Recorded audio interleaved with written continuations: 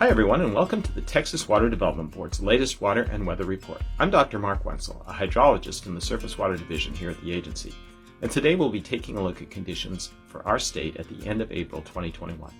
Let's take a look at some of the big water and weather headlines. April started dry, but late in the month brought much needed precipitation to large areas of the state. At the end of the month, drought conditions covered 65% of the state, down 10 percentage points since mid-April.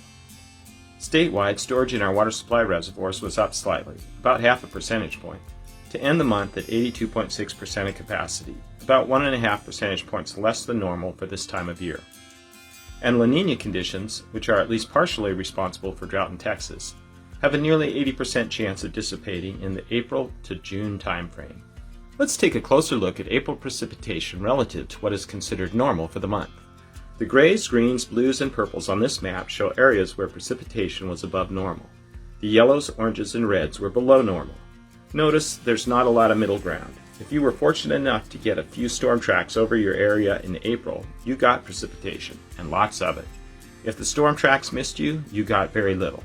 April precipitation wasn't great everywhere, but it was a welcome change from February and March when most of the state was below normal. But even for areas that eventually got lots of rainfall, April didn't start out that well. For example, the city of San Antonio entered April after 6 consecutive months of below average precipitation. The rainfall deficit since October reached almost 9 inches, bringing a combination of moderate and severe drought to the area. Through the first 22 days of the month, San Antonio received less than 0.2 of an inch of precipitation and was on pace for its driest April since 2011. Water levels in the Edwards Aquifer were dropping, and drought restrictions were going into place.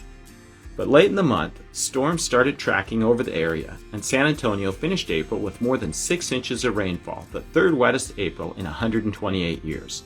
For San Antonio and many other drought-impacted areas of the state, April came in like a drought, but went out with a deluge.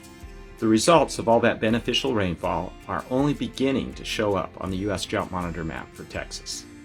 This map, for conditions on April 27th, shows a 10 percentage point decrease in drought from the middle of the month.